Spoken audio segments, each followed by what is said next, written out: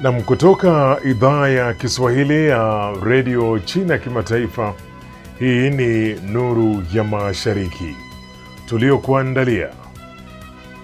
China yatangaza mafanikio 10 bora ya sayansi na teknolojia ya mwaka wa 2024. Katibu mkuu wa Umoja wa Mataifa ataka kukubalika kwa ukweli kuhusu biashara ya utumwa. Na China yaongoza katika juhudi za mabadiliko ya kijani duniani. Kwa hayo na mengine mengi, karibu kwenye Nuru ya Mashariki. Jina langu ni Jacob Mogoa. Usiondoke.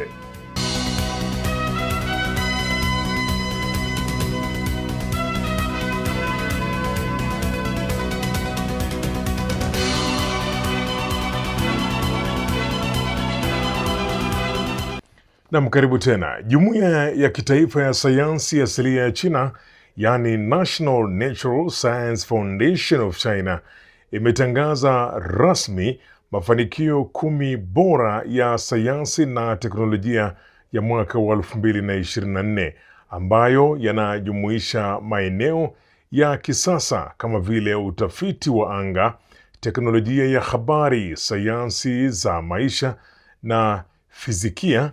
Simiyu Njala alizamia taarifa hiyo na ametuandalia ripoti ifuatayo. Orodha hii ilitangazwa katika hafla ya ufunguzi ya kongamano la Zhongguancun Forum la mwaka 2025 lililojiri mjini Beijing na kuonyesha mapinduzi makubwa na nguvu za uvumbuzi katika maeneo mbalimbali ya utafiti wa sayansi na teknolojia. Mafanikio haya ni pamoja na misheni ya uchunguzi ya Chang'e 6 ambayo ilifunua matukio ya volkano kwenye upande wa mbali wa mwezi miaka bilioni 2.8 iliyopita. Chipu kubwa za fotoniki za Taichi ambazo zitasaidia katika akili bandia ya jumla, yani artificial general intelligence, na mfumo wa usafirishaji wa neurotransmitters katika matibabu ya magonjwa ya akili. Orodha hii pia inajumuisha uvumbuzi muhimu katika nano optics, yani suluhisho jipya la baridi ya chini bila matumizi ya helium, tiba ya CAR-T inayotumia seli za CAR-T kutoka kwa mtoaji kutibu magonjwa ya rheumatic na autoimmune,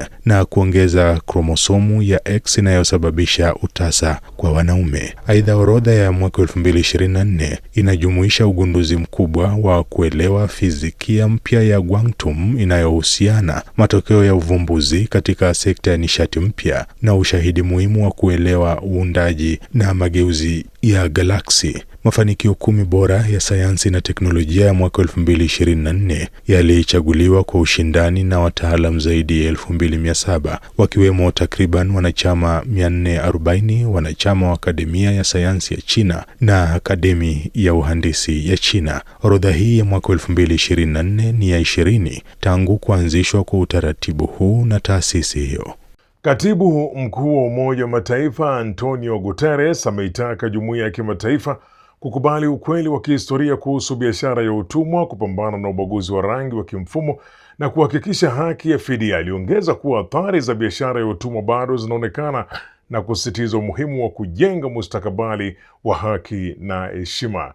Nilizamia taarifa hiyo na kukuandalia ripoti ifuatayo.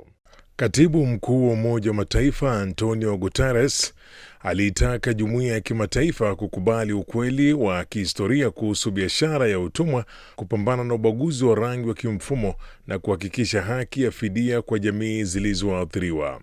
Akizungumza katika hafla ya Baraza Kuu la Umoja wa Mataifa kuadhimisha siku ya kimataifa ya kumbukumbu ya waathirika wa utumwa na biashara ya utumwa ya Bahari Atlantiki, Guterres alisisitiza kuwa biashara ya utumwa ya Atlantiki bado ni doa lisilofutika katika dhamira ya binadamu.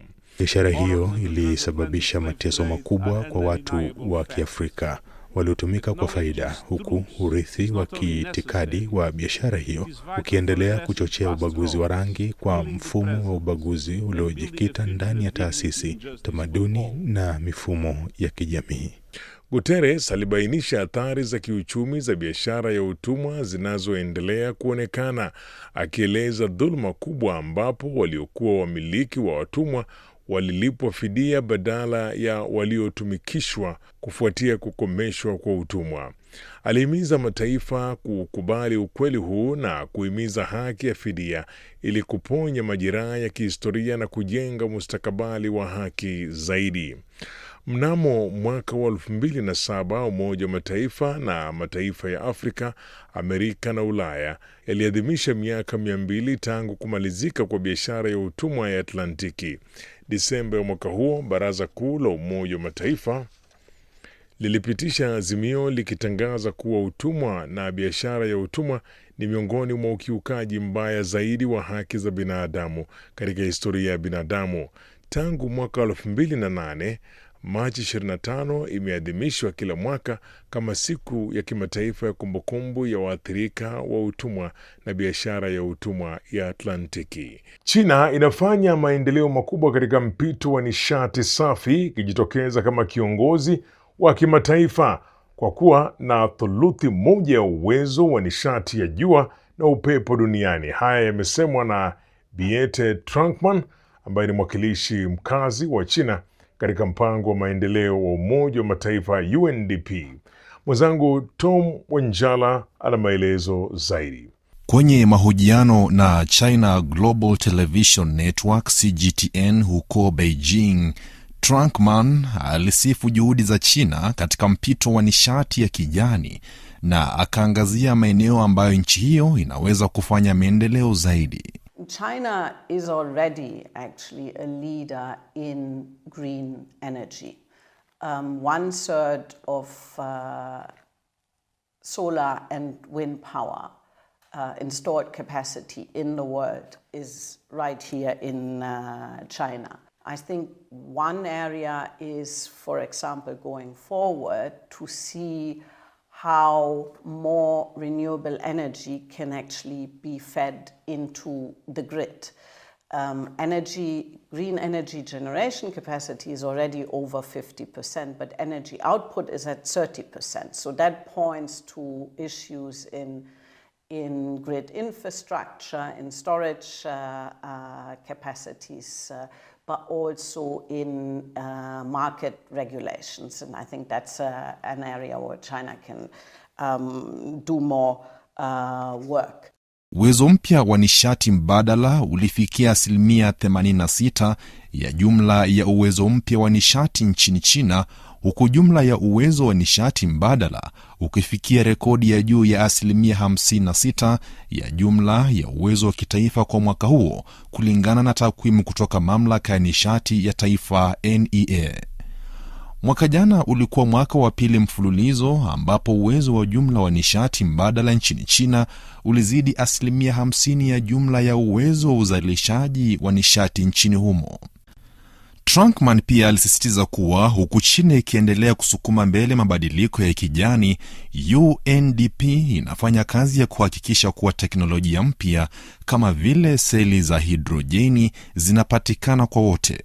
In particular, from a UNDP perspective, again, what we are looking at is that these type of technologies, that we can make sure that everyone has access and benefits from them, so that their application doesn't actually exacerbate existing divides or even create new fault lines.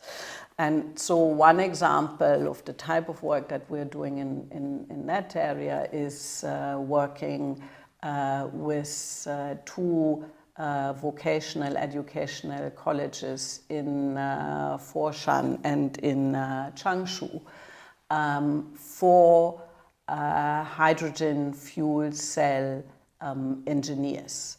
And that's actually the first dedicated program for hydrogen economy and hydrogen engineers in China. And 30% of these students are women. Na kwingineko ni kwamba teknolojia za kisasa za akili za bandia, ikiwemo roboti wa binadamu na mifano mikubwa ya lugha, zinachukua nafasi kuu katika mkutano wa mwaka wa ZGC wa mwaka huu uliofanyika Beijing. zikibadilisha uzoefu wa washiriki kwa suluhisho zenye akili na za uhakika. Hamis Darwish anaripoti zaidi. Mkutano wa mwaka wa ZGC Forum wa mwaka 2025 ulifunguliwa katika mji mkuu wa China, Beijing, siku ya Alhamisi na unaendelea hadi Jumatatu, ukiwa na kauli mbiu nguvu mpya za uzalishaji na ushirikiano wa sayansi na teknolojia duniani. Mkutano wa mwaka huu unajumuisha sehemu 5 kuu: mikutano, maonyesho ya teknolojia, kutolewa kwa mafanikio, mashindano ya kisasa na matukio yanayosaidia, ikiwa na jumla ya vikao 128. Tukio hili linaungana na wabunifu zaidi ya 1000 kutoka nchi na maeneo zaidi ya 100 duniani kote. Timu ya karibu roboti 100 imepelekwa kusaidia washiriki kujibu maswali na kusaidia katika upataji wa vitu. Imewezeshwa na teknolojia ya mfano mkubwa wa kisasa. Roboti hawa wanaweza kufanya kazi pamoja kama timu iliyoandaliwa. Katika duka la kahawa, wahudumu roboti wanatayarisha kahawa safi, huku roboti wa kibinadamu wakileta vinywaji moja kwa moja kwa wageni, kuhakikisha huduma inakuwa rahisi na yenye ufanisi. Zaidi ya majukumu yao ya kimitambo, roboti hawa pia wanaonyesha uwezo wao wa ujifunzaji, wakionyesha uwezo kama vile kukimbia, kudensi, kuandika mashairi na kuchora. There's a lot of progress. I mean, you see the robots, for instance, in the hall, and they can do all kinds of things. Mbali na huduma za roboti za kisasa, mkutano huu umeanzisha mfumo wa tafsiri ya wakati halisi unaoendeshwa na akili bandia. Mfano huu wa kisasa unatafsiri hotuba mara moja katika lugha mbalimbali, kuonyesha kwenye skrini, na unaweza hata kuiga sauti ya msemaji, kuimarisha upatikanaji kwa washiriki wa kimataifa. Tofauti na programu za tafsiri za jadi ambazo hubadilisha hotuba kuwa maandiko kabla ya kutafsiri na kutoa sauti, mfano huu wa akili bandia unatumia mfumo wa mwisho hadi mwisho, ukiboresha kwa kiasi kikubwa usahihi wa wakati halisi na ubora wa tafsiri. Na kwingineko ni kwamba China inaendeleza kilimo cha kidijitali na kiotomatiki kwa kutumia AI na big data ili kuongeza ufanisi na uendelevu wa kilimo. Watafiti wanatengeneza roboti zinazojiendesha, mifumo ya AI na teknolojia za udhibiti wa mbali ili kuboresha uzalishaji wa mazao na kupunguza gharama kwa wakulima. Ronald Mutie ana maelezo zaidi.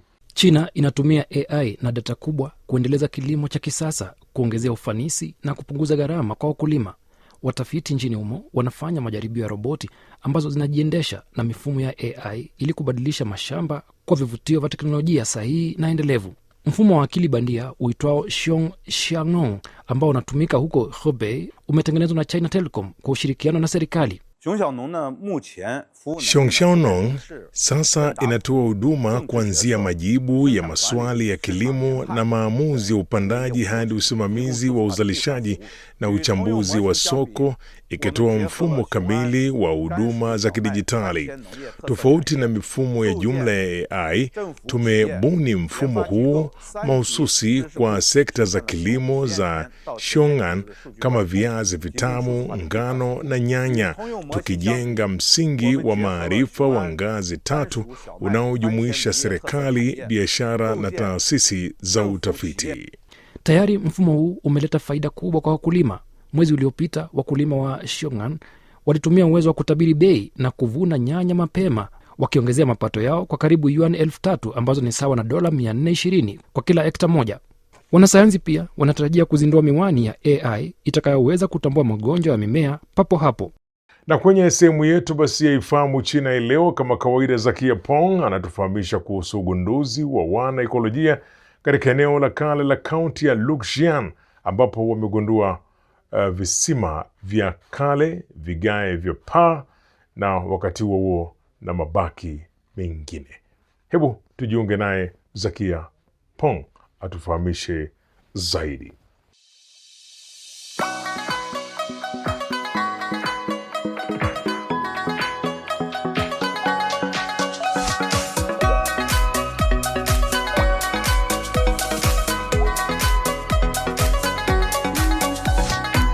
Mambo na karibu katika kipindi cha ifahamu China. Mimi ni Zakia Peng. Wana arkeolojia wamemaliza kazi yao ya mwaka 2024 katika eneo la kale la kaunti ya Luxian katika wilaya ya Tongzhou ya Beijing, iliyoanzia enzi ya Han na kugundua visima vya kale, vigai vya paa na mabaki mengine. Eneo la kale la kaunti ya Luxian iligunduliwa na wana arkeolojia mwaka 2016 wakati wa uchunguzi wa awali wa kiarkeolojia kwa ajili ya ujenzi wa kituo cha pili cha Beijing. Tangu wakati huo, uchimbaji wa arkeolojia umefanywa kila mwaka na kwa awamu. Eneo la zamani la kaunti ya Luxian lina mpangilio wa jumla wa mraba na pande zina ukubwa wa mita 560 na jumla la eneo la takriban mita za mraba 3.5. Wakati wa uchimbaji wa mwaka huu, visima vingine 4 vya maji vya enzi ya Han viligunduliwa na kufanya jumla ya visima vya enzi ya Han vilivyosafishwa hadi kufikia zaidi ya 200. Hii inaashiria uchimbaji wa kwanza wa kiarkeolojia na uwekaji kumbukumbu wa nguzo ya visima vya enzi ya Han katika eneo la Beijing. Zaidi ya hayo, wana arkeolojia wamegundua vitu mbalimbali vya kale, ikiwa ni pamoja na vigae vya paa, vyombo vya udongo, vitu vya shaba, zana za jade na mawe, pamoja na mabaki ya wanyama na mimea. Matokeo haya yanatoa nyenzo muhimu za marejeleo kwa kuelewa zaidi uzalishaji wa maisha ya kila siku ya watu wakati ule. Kulingana na taasisi ya utafiti wa arkeolojia ya Beijing, eneo la kale la kaunti ya Luxian kwa sasa ndilo eneo la kwanza na linalojulikana pekee la maji wa enzi ya Han katika wilaya ya Tongzhou. Hii inaashiria ugunduzi wa kwanza mkubwa wa mabaki ya enzi ya Han huko Beijing, ikitoa data muhimu kwa kuelewa na kuunda upya ufinyanzi, ufundi wa chuma na utengenezaji mwingine wa kazi za mikono kwenye kituo cha Luxian. Ugunduzi huu umesukuma mbele historia ya ujenzi wa jiji la Tongzhou kwa zaidi ya miaka 2000. Haya, kwa leo kipindi hiki kinaishia hapa. Katika kipindi kijacho nitaendelea kukuletea mambo mengine yanayovutia kuhusu utamaduni na jamii ya China. Asante kwa kuwa nami. Mimi ni Zakia Peng. Kwa heri. Haya basi, mwisho kabisa ni wakati wa kujifunza Kichina. Katika basi sehemu hii ya kujifunza Kichina, tunakuletea masomo ya lugha ya Kichina hatua kwa hatua, na vilevile pia kwa njia ambayo ni rahisi na ya kuvutia. Karibu tujifunze pamoja Kichina.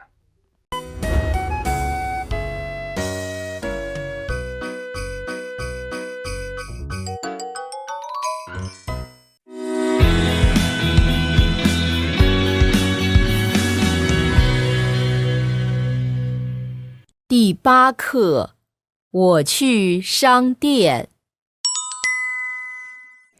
Mambo, karibu katika darasa la Kichina la YCT. Somo la YCT ni mfumo wa mafunzo ya lugha ya Kichina unaowaongoza watoto kujifunza Kichina kwa ufanisi na kuinua kiwango chao cha uelewa wa lugha ya Kichina kwa pande zote. Leo tutajifunza jinsi ya kuandika herufi za Kichina. Tafadhali andaa karatasi na kalamu yako. Kujifunza herufi za Kichina. Tafadhali chagua herufi sahihi za Kichina kulingana na pinyin, kisha fuatana na mwalimu kuandika. Zai. Niambie, Ipi ni sahihi? 第一个 Hebu tuone kosa liko wapi katika herufi ya pili. Sasa hebu tuone jinsi ya kuandika herufi hii ya Kichina kwa usahihi. Tafadhali andika pamoja nami. 谢 Niambie, ipi ni sahihi? 第二个 Hebu tuone kosa liko wapi kwa herufi ya kwanza. Sasa hebu tuone jinsi ya kuandika herufi hii ya Kichina kwa usahihi. Tafadhali andika pamoja nami.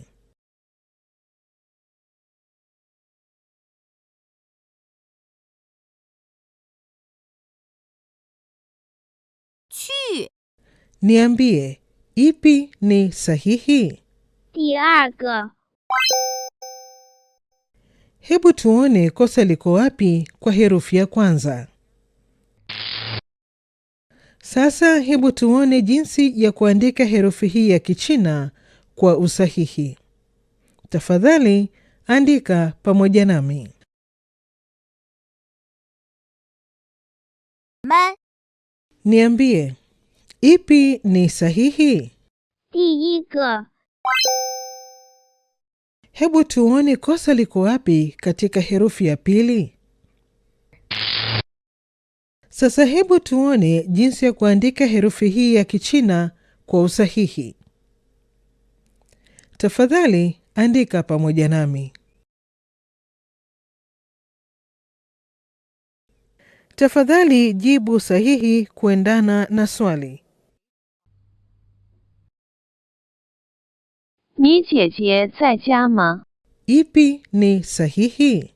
第二个，我姐姐在家。你去哪儿？第一个，我去商店。你去学校吗？第一个，不去，我们在家。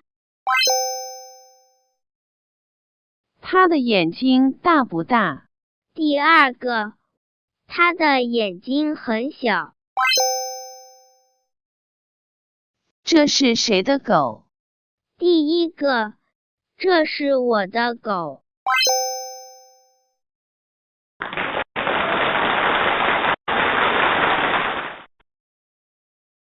Kazi ya kufanya nyumbani ya leo ni kuandika herufi za Kichina. Na kesho tutaendelea kujifunza Kichina. 再见。